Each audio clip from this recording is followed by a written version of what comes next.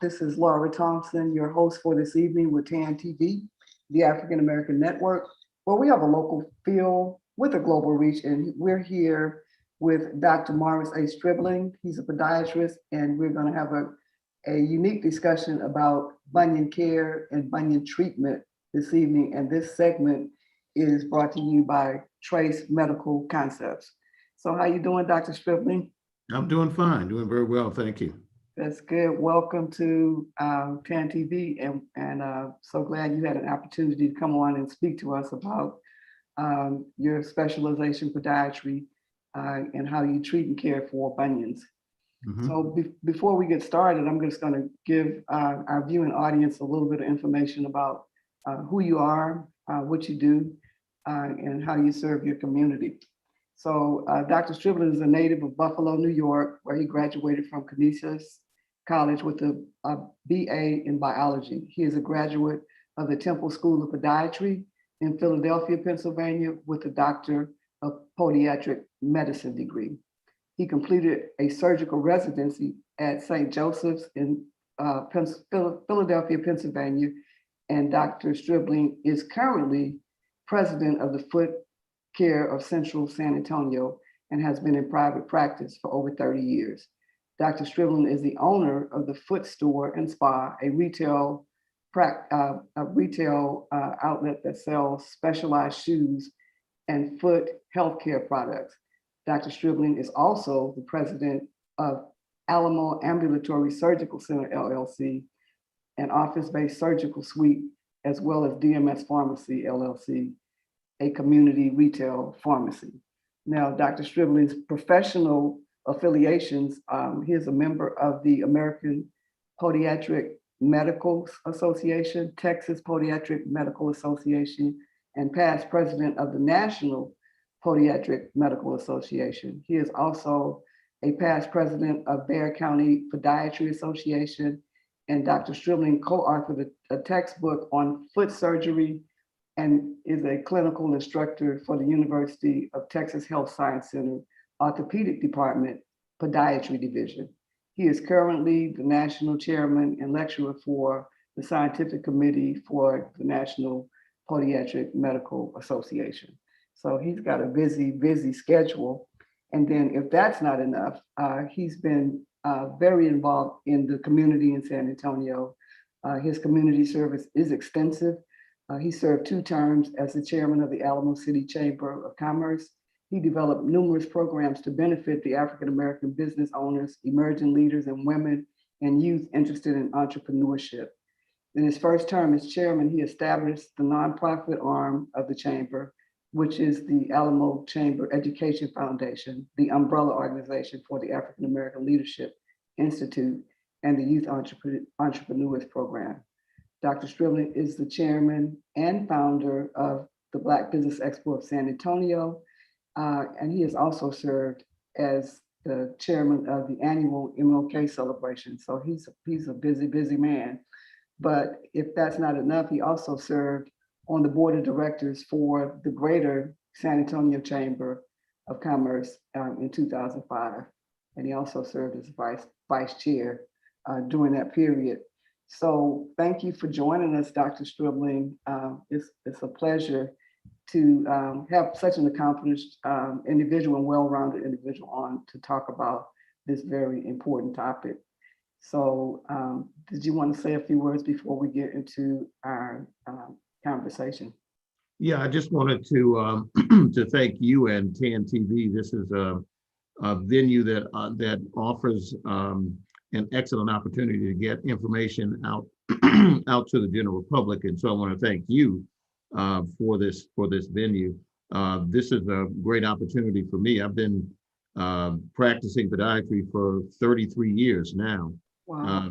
And I actually met Laura when I was young. So now, 33 years later, still in practice and anxious to talk to people about what is a relatively new procedure for the correction of bunions, and it's called the Lapiplasty, and we'll get into the details of it and answer any questions that individuals may have.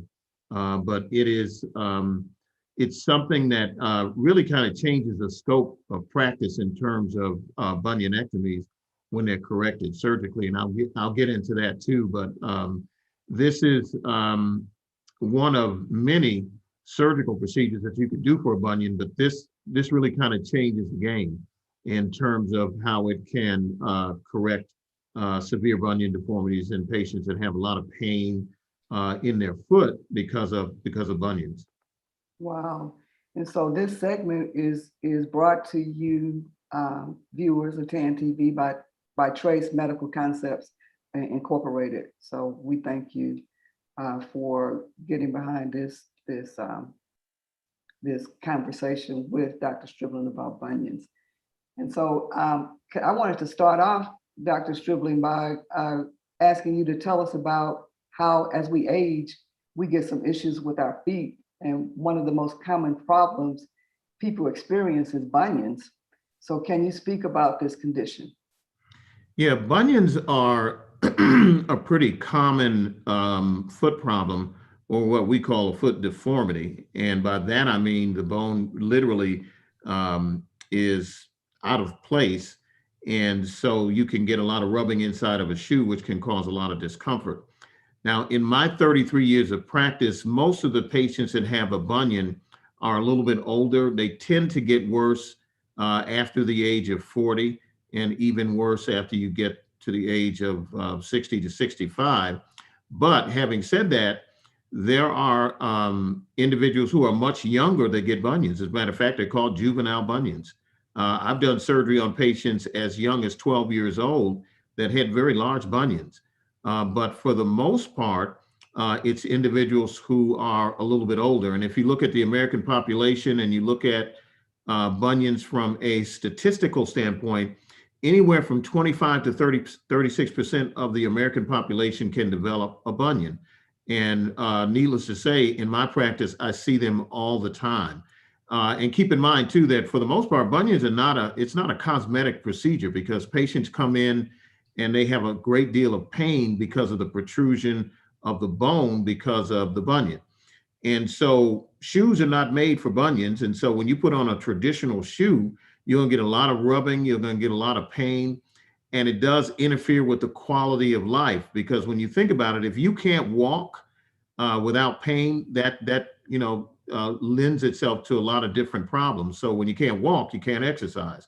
You can't go about your daily duties. So if you have a job where you stand or walk all the time, a bunion can be a very painful experience for patients. And that's why this procedure, the Lapiplasty, is a relatively new procedure that can really help. And like I say, I'll get into details about that, but it can really help to improve the quality of life of patients. And again, I want to emphasize just the sheer number of patients that have bunions is pretty high. When you look at the American population, that is about 350 million, maybe. Think about 25% of individuals in the United States have bunion deformities. And bunions are pretty much genetic. You might hear some people say, well, do shoes cause bunions? And the answer to that is no. Can they make them worse? Yes. If you wear a shoe that's ill-fitting or it creates pressure on the bunion, it can make it worse and even make it accelerate. And so you have to take those kind of things into consideration when you start talking about bunion deformities, because they can make it very uncomfortable in what's considered a conventional shoe. The other thing that I've found over the years is that the longer a patient has a bunion, they also have more of a chance to develop arthritis in the joint. Because when you look at a traditional joint, there's this glistening white material at the end of it called cartilage. And when you have cartilage against cartilage, the movement is nice and smooth. But when you have a bunion, the bone is out of alignment, so you don't get that smooth juxtaposition of bone against bone. And when it's out of alignment, it has a tendency to form arthritis. And then when you get arthritis, you get another source of pain. And so you can get it from two different perspectives when it comes to developing a bunion in your foot. And again, I want to emphasize that there is a great deal of people in the United States that have bunions, roughly 25 to 36%, which is quite a bit.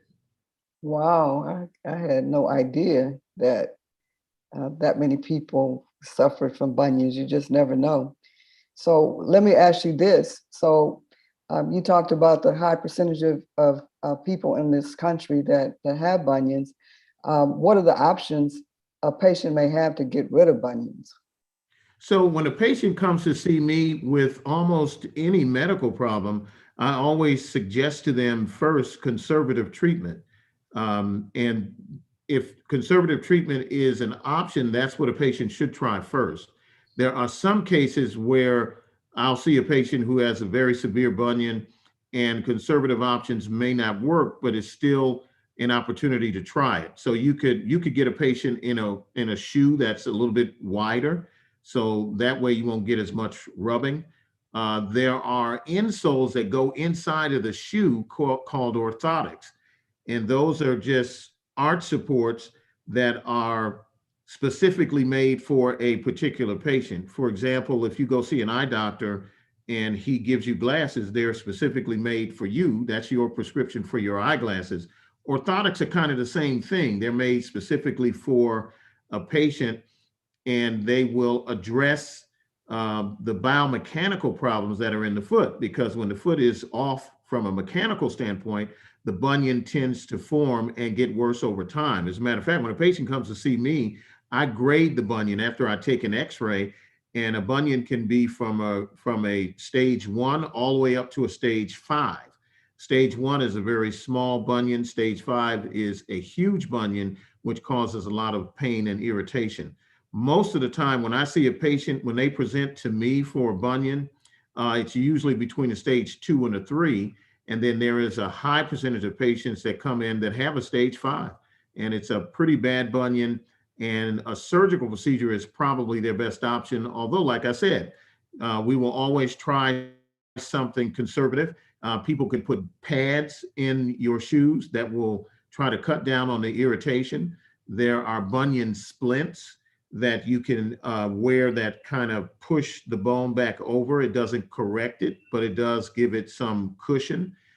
So there are some conservative things that you can do, but for the most part, when a patient is a little bit older and they can't really get a shoe that will accommodate the bunion, a surgical procedure is their best option. Wow, so that's good information to know. So, after saying that, I have another question. So, or a statement. So, can you describe traditional surgery to treat a bunion? Yeah, so when I trained as a resident in Philadelphia, I did a surgical residency. And during that time, now this is 30 some years ago, there were certain procedures that we did to correct a bunion. And so one of the things I want the viewers to understand is that when you get a bunion, it's literally a three-dimensional deformity. So the bone not only sticks out where you see the bump, it also turns and it also elevates. So that's why when we talk about the Lapiplasty, and you'll see it on there, it says 3D bunion correction. And that's one of the reasons that when you have the Lapiplasty done, the chances that your bunion would reoccur after surgery are a lot less. Now, it does not mean that it will prevent reoccurrence 100%, but just to give you an example, some of the procedures that I actually trained on that helps to correct a bunion in 2 dimensions, there's probably maybe a 30 to 40% chance that that bunion could possibly reoccur because it does not correct the bunion in 3 dimensions, it corrects them in 2. And so that's the way I was trained. And at that time, Lapiplasty, of course, didn't exist. And so we had to tell patients that were going to have surgery, there is a possibility you could get a recurrence. And it's the same thing with the Lapiplasty. And when you talk to a patient about surgery, you can't make any promises. But, in my experience over 3 decades of doing bunion surgery, the Lapiplasty is the procedure that will decrease the possibility of reoccurrence much better than the 2-dimensional surgeries that I was actually trained on. So it's really kind of a watershed moment for foot surgeons that do bunion surgery, because we can now present a particular procedure to patients and give them a good opportunity for the prevention of reoccurrence. But again, I want to emphasize nothing is 100%, but this gets us very close to a point where that you get very little recurrence after the surgery. Oh, so let me ask you this. Um, so there's a possibility of recurrence, but it's the possibility is lower Yeah, it's like than 1 to traditional surgery. 2%. Wow. So let me ask you this. So can you tell us how Lapiplasty, the 3D bunion correction works? And can you kind of explain what Lapiplasty is for our viewing audience? Yeah, and there was a procedure that we would do called a Lapidus procedure, and you got to keep in mind that when a bunion is corrected, and when you look at a foot that has a bunion, you'll see where the bone sticks out near the base of the big toe. But that's not really where the focus of the problem is. It's a little bit lower in the foot, and I don't know if you can see this. Um, Yeah, we can see it now. Yeah, so basically, when there's a bunion deformity, you see it sticking out here, but the focus of the problem is really down here. And so the Lapiplasty procedure focuses on correcting the deformity down here, and it literally pushes the bone back to its corrected position. And so you will have what we call internal fixation, and there's a small plate that's on the top and the side of this joint right here, and that holds it in place. And that's why the recurrence is at about 1 to 2%, because you go directly to where the deformity is forms, and you correct it right there. So when we would do surgery up here, we basically would be able to give patients some relief, in some cases a great deal of relief, but the chances of recurrence are greater, and they still may have some difficulties because you can correct something surgically, but the biomechanics of the foot are not corrected surgically. Those are things that are inherited. But when you do the Lapiplasty procedure, that kind of circumvents all the biomechanical problems and literally fixates the correction of the bunion in the proper position. And that's why it works. Wow. So you're tuned into TAN TV, the African American Network, where we have a local field with a global reach, and we're here with Dr. Martin Stribling. He's a board certified podiatrist, and he is talking about a new procedure called Lapiplasty. Did I get that right, Dr. Stribling? Almost. Lapiplasty. Lapiplasty. It's a 3D bunion correction, and this segment is brought to you by Trees Medical Concepts. And so this is great information. Getting closer to the end of the show, we will open the room up to questions, and you can submit your questions, and Dr. Stribling will be happy to answer those questions for you. And so we'll be doing that, and we'll let you know. We'll be calling for questions pretty soon, close to the end of the show, so that you can get more information on what to do and how you can get the procedure. So I have another question, Dr. Stribling. So what are the benefits of using this procedure? I know it's a quicker recovery, and is it less invasive as well? No, it's not necessarily less invasive, but there are some bunion procedures where after you do the procedure, you can't put weight on the foot for up to 6 weeks. This procedure, you can actually weight bear. You have to wear what's called a cast boot, which is really a relatively soft material, so it's not irritative, but it's a boot that you have to wear for up to 6 weeks to make sure that the correction that you did surgically is stabilized. So the difference between some procedures where you actually can't bear weight for a certain period of time, this one you can. And it's been my experience that patients recover, pretty quickly with this. And again, when you do surgery on a patient, you can make no promises as to the speed of recovery. But in general, a patient will have on a cast boot for 6 weeks, and then they're able to eventually return to whatever shoe gear they wore preoperatively. Wow, so that's good information to know, because a lot of times I know for myself, I don't really like to have a lot of different surgeries because I think that I'm going to be, demobilized for a long period of time. So it's good to know that the recovery time is a little bit quicker now. Well, So the other thing, I tell patients too, is because, of course, one of the common questions I get is whenever I do surgery, okay, how long is my recovery period? And I think the way you should look at that is if your recovery period is about 6 weeks, the goal for me as a surgeon when I correct a bunion is to correct it for the next 20, 30 years. And so you have to look at it from that perspective. Your recovery period is 6 weeks, but we want you to have a straight and corrected foot for the remainder of your life. So if you got 20, 30, 40 years left, that's the way you should appropriately look at it. Because of course, with any surgery, there is a time for recovery, but the overall goal is for you to have a corrected bunion for the remainder of your life, even given the fact that even with a laproplasty, like I stated earlier, there's always a possibility of recurrence, but it's 1 or 2%, so it's very low. wow, so that's good to know. It makes it feel a little bit better to Right, you know give that. up 6 weeks for, presumably the rest of your life having a straight foot, so. So that's good. So I wanted to ask you this question next. So the recovery time is not that bad. So what kind of results do you get?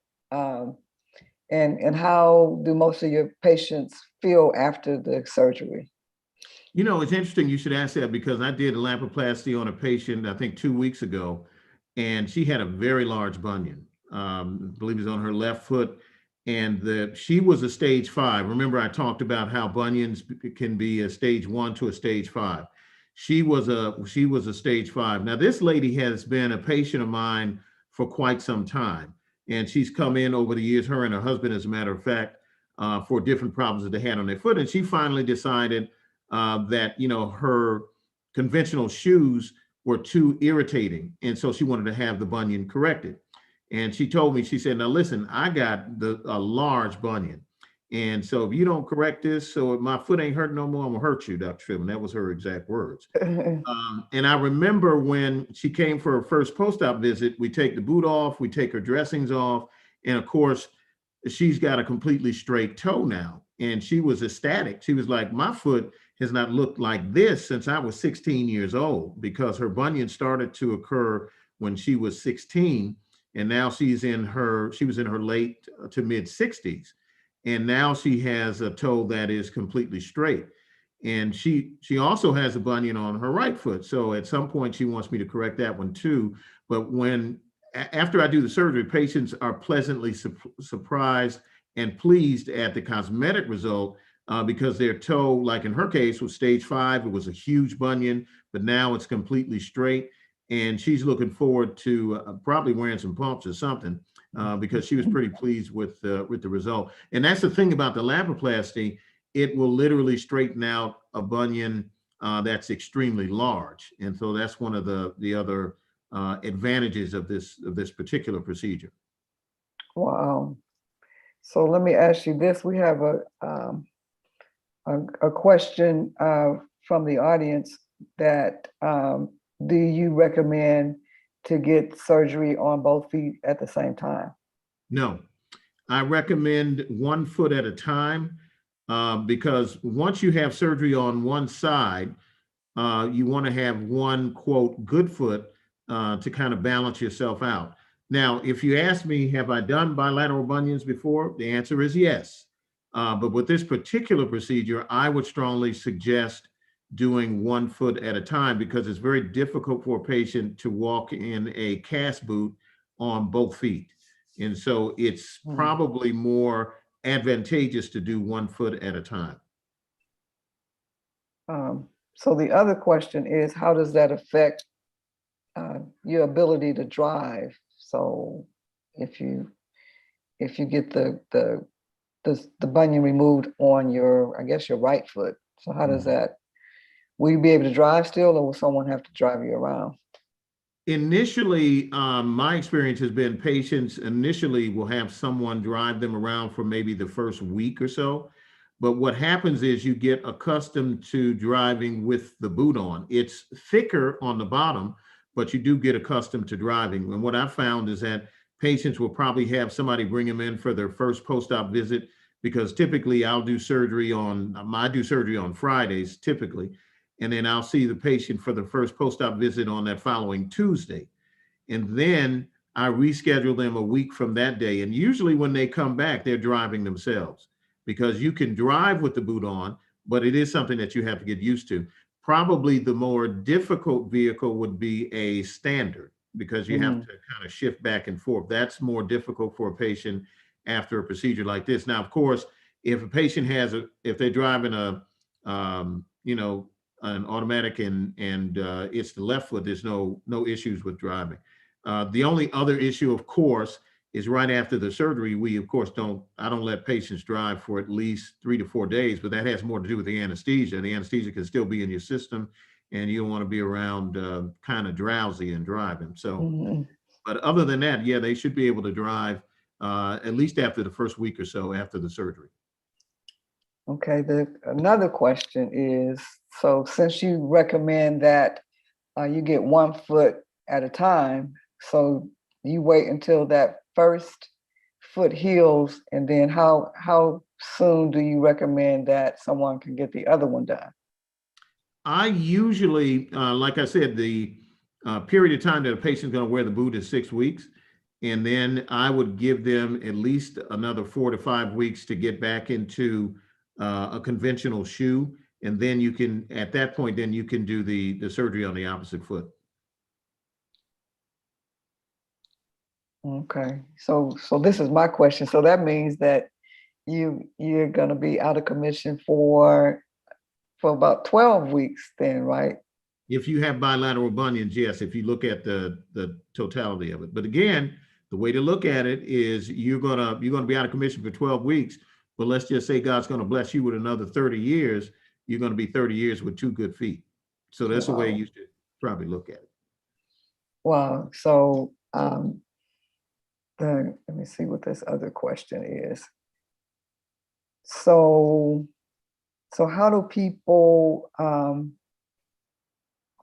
get in touch with you if they want to have the surgery done, or if they want a consultation? Call my office, and that number is 210-224-9214. That's 210-224-9214. You can also Google me, on social media, through Google. You can find me pretty easily. Dr. Morris Stribling, if you Google that, bam, it'll take you right to our webpage. But that's the phone number you can call to make an appointment. And then keep in mind too, when you come to see me because you have a bunion, don't feel like you have to make a decision that day. Most people are pretty nervous about having any kind of surgery. So don't feel like if you come to see me that you have to make a decision that, oh, yeah, I'm going to have surgery. So what I usually do is try to establish a comfort zone with the patient. And also when a surgeon does surgery on a patient, you have to look at their social perspectives too. And that means, do they live alone? Is there somebody to help them? Do they have transportation? Those kind of things. Because my office actually offers free transportation to patients. We pick them up and then take them back home. Even if I've had patients that live by themselves and we schedule them for surgery. My driver will pick you up from your house, take you to the hospital, wait till you're discharged, pick you up, and then take you back home. So those are the other things that we kind of talk about in addition to the surgical procedure itself, because everybody has their own set of circumstances from a personal standpoint. So you have to look at those too. All right. So there's another question. So what type shoes, like say for instance, you go through the 6-week recovery period, and so what type shoes are you allowed to wear after that 6 weeks? So what I usually do with patients is the first pair of conventional shoes that you wear should be a soft shoe, like a tennis shoe. And I usually have them wear that for a week or two. And once they reach a level of comfort with that, then we can change them or they can adjust to another type of shoe. The most difficult shoe to get into after a bunionectomy is a pump style shoe. And so if you wear a pump style shoe, that's what's going to probably take the longest. But that may be 4 to 5 weeks after your surgery is done. So, but again, you get into a soft, comfortable shoe first, like a tennis shoe, and then you go into a shoe that may not have a high heel, but different than a tennis shoe, and then you can get back into more dressy type shoes. So that's kind of the way it works. You just kind of gradually get to where you can wear any kind of shoe that you normally wear. Wow. Okay. And so it was one other question, like how many times do you have to come back for an office visit in between the surgery and your 6-week recovery period? So typically when I do surgery on a patient, as I mentioned earlier, I do surgeries on Fridays generally. So I'll do the surgery on a Friday. I'll see the patient that following Tuesday for their first post-op visit. And then and if they're doing fine, then I schedule them 2 weeks from then. So every time you come in, if there are no problems, your visits get extended. So you come in the first week, a few days after the surgery, then I'll see you a week later, then 2 weeks, and then I'll see you 4 weeks after that, and then I'll see you 6 weeks after that. Wow. And so that's under normal circumstances with patients not having any problems. You're going to see me over the next 2 or 3 months, probably 4 or 5 times, something like that. Wow. So this next question is unrelated to the surgery, and I forgot what it was. Let me read. So, well, let me ask this. So, someone wants to know if the Lapiplasty shortens your toe? No, it doesn't. Now, that's a great question because the 2-dimensional bunion correction surgeries that we did typically would shorten the big toe bone. It's called the first metatarsal. The Lapiplasty does not. There are some instruments that we use. Matter of fact, I have it right here. I don't know if you can see it, but this is what we use. It's called a cut guide. And what this does is it allows us to cut the exact appropriate amount of bone in order to correct the deformity. But at the same time, it doesn't take too much bone so that you don't get any shortening. And that's exactly what this is. That's a very good question. And this is what we use to do that. So this allows us to cut the appropriate amount of bone without doing any shortening. Because if you shorten the bone, it can cause other problems in the front part of your foot. And so that's why this was developed as a part of the Lapiplasty procedure in order to make sure that the cuts are very precise. Wow. Good question. So the other question, so it doesn't shorten your toe. So will you end up still wearing the same size shoe after the surgery is over in most cases? Yes, wearing the same size shoe. Okay. So this has been a great conversation, very educational. I know I learned a lot about it, and I just might consider it. I don't know if my bunion is large enough to justify surgery, but we'll see. So this conversation has been brought to you by Trees Medical Concepts and Dr. Morris Stribling. As we mentioned earlier, he's been in the podiatry space for over 30 years. And so he has gone through, probably learned about a lot of different procedures, but out of all of the procedures that you've used, what can you tell us about the Lapiplasty surgery that you like better than some of the procedures that you've used in the past? Well, and I'll be honest with you, the Lapiplasty takes a significant amount of training. I've been to, before I started doing the procedure, I've been to 3 different training sessions. So it takes a little bit longer.